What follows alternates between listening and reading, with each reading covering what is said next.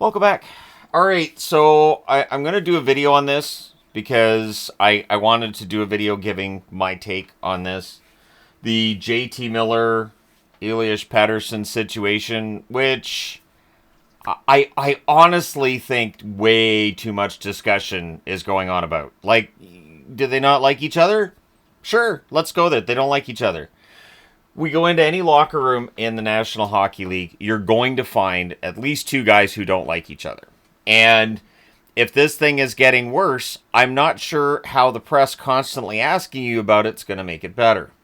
Last night after the game, JT Miller was nowhere to be found for the press, which is fine if Miller felt like, you know what, I'm going to go. I respect that. I don't have a problem with that. I don't think that post-game interviews are that illuminating, to be honest.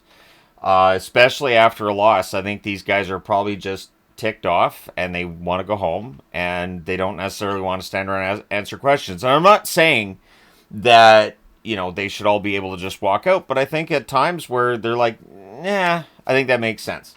And then Pettersson's asked about the rift with Miller, and his answer was one that I understand of like, we're still talking about this? Yeah. Yep. And it's interesting because I can think back to players who, when I was a kid, were some of the best players in the National Hockey League, and we knew they weren't popular. Tom Barrasso was not a popular person when he was a hockey player in terms of his personality or with teammates, from what I heard. And there were many others. Barrasso's the easy one. But Barrasso went out there and won games. He got himself a couple of Stanley Cups. And, when teams are winning, it's a little easier to handle things. Now, what I've got on the board here, too, is that Pettersson and Miller have played together really since 2019, where Miller joins the Canucks in 2019-2020. And the numbers are good for both players. And what's interesting to me is that, they're not playing together, being part of the storyline right now. Well, they both play center. So there's that. Because I've seen that at times of, they're not together.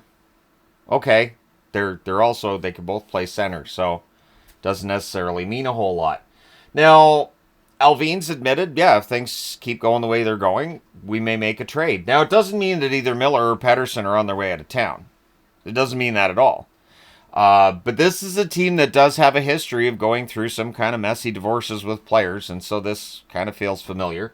I remember when Messier left. That was ugly. It was something the Canucks did that I understood why they did it, and I didn't disagree with them when they did it. When he came back and sued the team later, it didn't sit all that well with Canuck fans. Although he was allowed to have the money that he was owed, it didn't sit well with Canuck fans when he got it. Now, Bure is the interesting one. Bure had an ugly divorce with the Canucks, and at the time that Bure left the Canucks, there were those who villainized him locally. There was press coverage that wasn't necessarily that flattering of Bure either. And I can remember having discussions with people at work about how little effort we thought Bure was making, and how, they should just trade him because he's useless for us right now. He's being paid this amount of money to do what?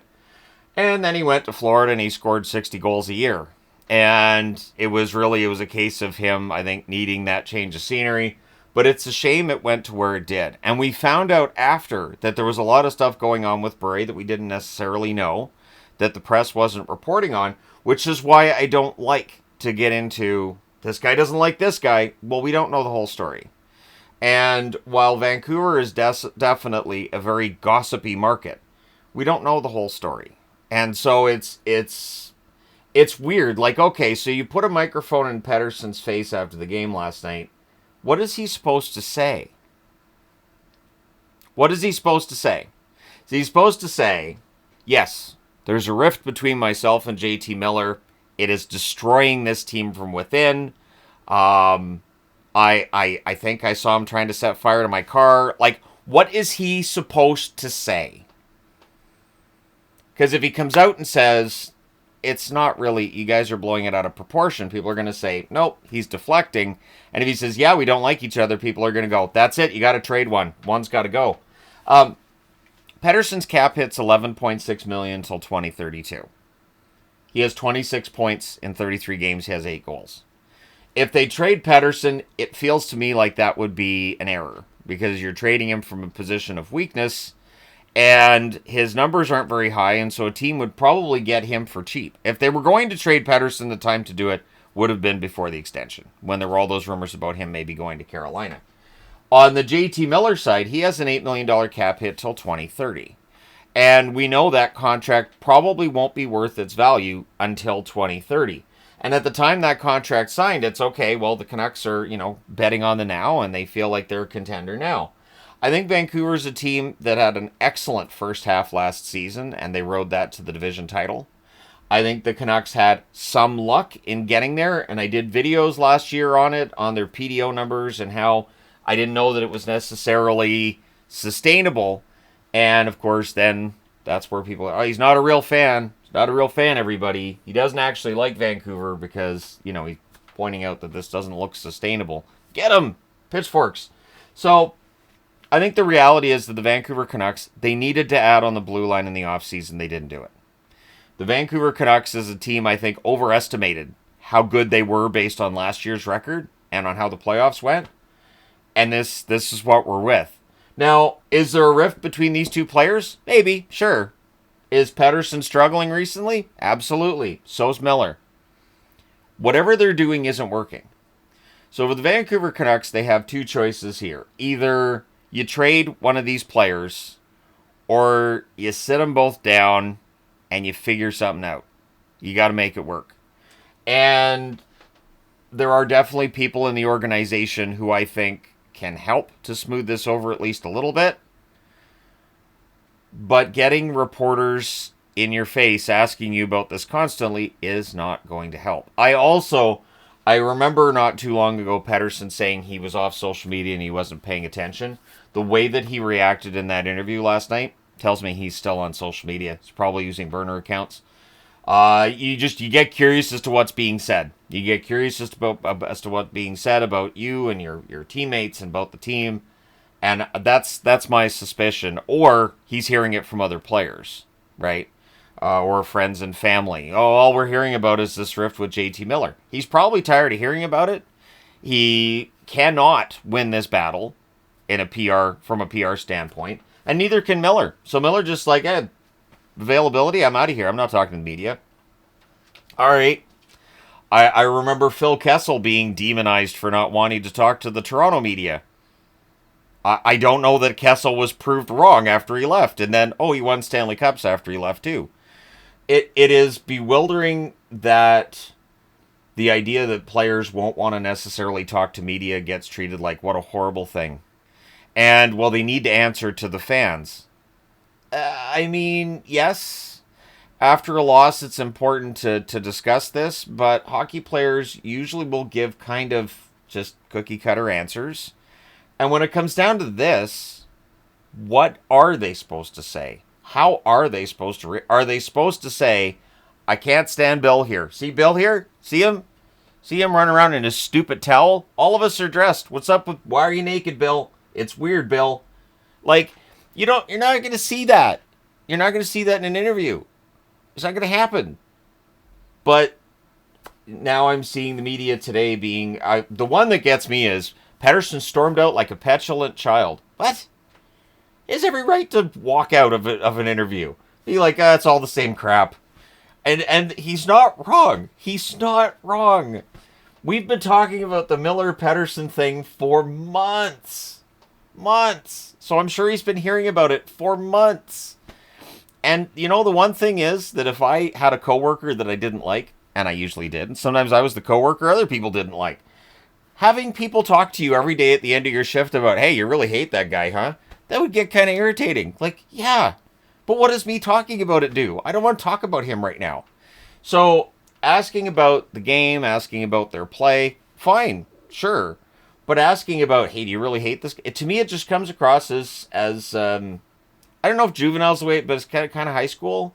And it's weird because when I started watching the game, I don't think this would have been that big a deal. I think it would have been played off as a joke, probably, on some level. But now people take this so seriously, and it's such a big deal. And I still remember the other ugly divorces. So I talked a little bit about the Messier-Bure one. Kessler obviously painted the Canucks into a corner when he would only accept a trade to Anaheim, and so the Canucks had a hard time extracting proper value for Kessler. And Luongo. That was an ugly divorce with Luongo, where he was the starter, then he was the backup, then he was back to being the starter, and then he was traded. And it was ugly when he was on his way out the door. But I do remember fans turning on Luongo too, like, we pay him so much money. His contract's not worth it. He's not worth it. And then he went to Florida and looked pretty good again, even though he looked pretty good in Vancouver.